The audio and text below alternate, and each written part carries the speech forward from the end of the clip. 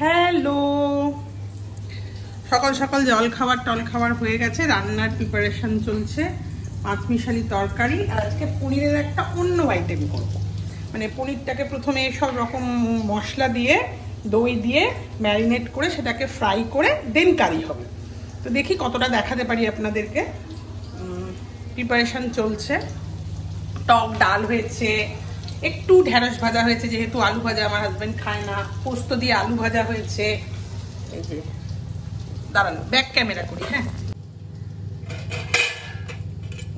টক ডাল, পোস্ত দিয়ে আলু ভাজা, ঢেঁড়স ভাজা আর পনিরের প্রিপারেশনটা চলছে। কালকের একটু চাল কুমড়া অল্প ছিল নারকেল দিয়ে, সেটা বার করে রাখা হয়েছে, যে খাবে খাবে। এই যে পনিরটাকে ম্যারিনেট করে প্রথমে ভাজা হচ্ছে, পাঁচমিশালি এখনো হয়নি। দেন তারপরে প্রিপারেশনটা হবে আর কি, সব রকম। দেখি কতটা আপনাদেরকে আবার বলছি দেখাতে পারি। এই যে পনিরটা আমি কাটবো, কেটে এই ম্যারিনেশনটা যেটা করে রেখেছি, আরে ভুলে যাই জানেন তো, ভাবি দেখাবো, আগে আগে করতে করতে তাড়াহুড়ার মধ্যে ভিডিওই করতে ভুলে যাই মাঝে মাঝে। এই যে কেটে নিলাম, কেটে এই ম্যারিনেশনটার মধ্যে আস্তে আস্তে এপাট ওপাট করে দিয়ে দেব। আর এই যে ওই ম্যারিনেশনটাতেই ভাজা হচ্ছে, দেখুন বেশ সুন্দরভাবে। এই যে একটা গোল্ডেন ব্রাউন মতন হয়ে গেছে। এক একটা একটু আস্তে ভাজবেন, যাতে মশলাগুলো পনিরটার গায়ে লেগে যায়। একটু আস্তে লাগবে, মানে টাইম টেকিং এর ব্যাপার একটু, কিন্তু খেতে খুব সুন্দর হয়। যেহেতু নিরামিষ, একটু তো আলাদা কিছু করতেই হবে, তো করি আমি। তারপরে দেন আবার ফিরে আসবো। আর একদম চারিদিক ছড়িয়ে ছিটিয়ে আছে। জলখাবার হলো, জলখাবার আজকে আমরা কি খেয়েছি জানেন? জলখাবার আজকে আমরা খেয়েছি রাধা রানীর পরোটা। মানে রাধা রানী মিষ্টান্ন ভান্ডার তো নাম করা, সেখানকার পরোটা খুব খুব ভালো লাগে। অনেক দিন পর খেলাম। মেয়ে এসছে, মেয়ের আবদার যে রাধা রানীর পরোটা খাবে, তো ওটার বললাম যে ভিডিও করতে মাঝে মাঝে আমি ভুলে যাই। দেখুন সবগুলো গোল্ডেন ব্রাউন হয়ে গেল, সুন্দর একেবারে। এবার আস্তে আস্তে এই যে গরম জল করা আছে, গরম জলে একটু করে দিয়ে দেব।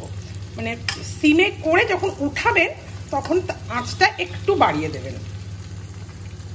এইভাবে পনিরগুলো ভেজে দেন তারপরে প্রিপারেশন হবে। এখন রাখি, পরে আবার ফিরে আসছি। পনির টনির ভাজা হয়ে গেছে, এবার পরের প্রিপারেশনে দেখুন পনির ভাজা কমপ্লিট। একটু তেল আছে কড়াইয়ে, ওই তেলে আমি কি কি দেব সেটা। গরম লাগছে, চিমনি চালাতে পারছি না, কারণ চিমনি চালালে এত আওয়াজ হয় যে ভিডিওটা ভালো মানে শোনা যায় না। তো আমি কি কি দেব পরের স্টেপটা আপনাদেরকে দেখাচ্ছি। এই দেখুন কড়াই অল্প তেল আছে, এই কালো কালোগুলো উঠিয়ে ফেলে দেবেন, যেটা পনিরের ভাজার তেল, ওটাই একটু আছে। আর পনির ভাজা হয়ে গেছে এই যে।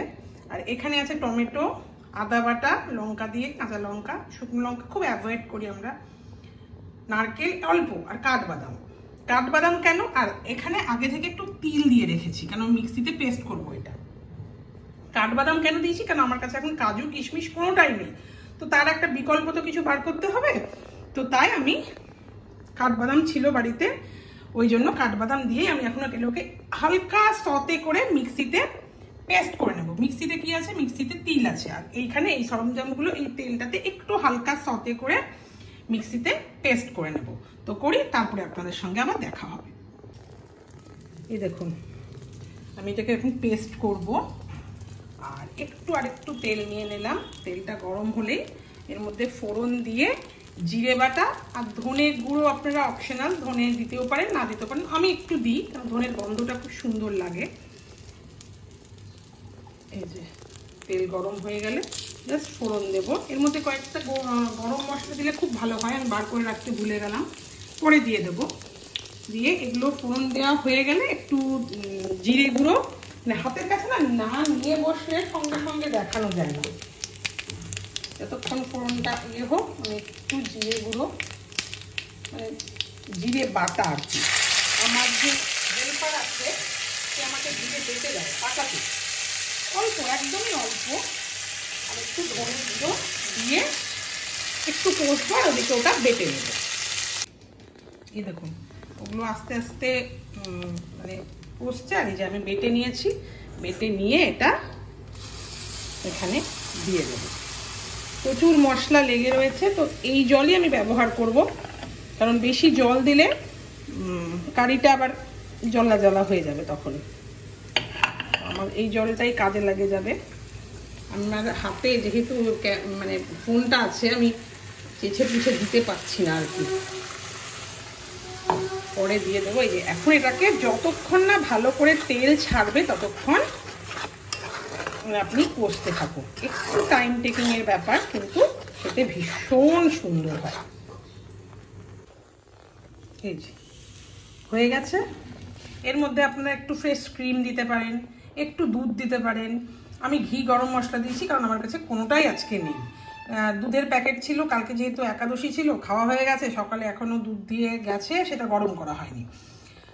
আর ফ্রেশ ক্রিম নেই, সবসময় থাকে না বাড়িতে, ভাবিনি যে এটা বানাবো, ওই জন্য। তো বলতে পারেন এটা আজকে জুগাড়ু রান্না হয়ে গেল এদিক ওদিক করে। তো টেস্ট কেমন হবে সেটা তো খেয়ে বলতে হবে, তো সেটার রিভিউ আপনাকে পরে দেবো যে কেমন হলো। আশা করি ভালো হবে, চেহারাটা খারাপ হয়নি। ধনেপাতাও উপর থেকে দিতে পারেন, ধনেপাতাও আমার কাছে নেই। তো এরপরে বসবে হচ্ছে পাঁচমিশালি তরকারি, তার আগে আমার অনেকগুলো কাজ আছে। তো এখন গ্যাস বন্ধ করে কিছুটা কাজকর্ম করে দেন আবার রান্না করব। মানে যাতে অ্যাঙ্গেলটা ইয়ে হয়। হ্যাঁ,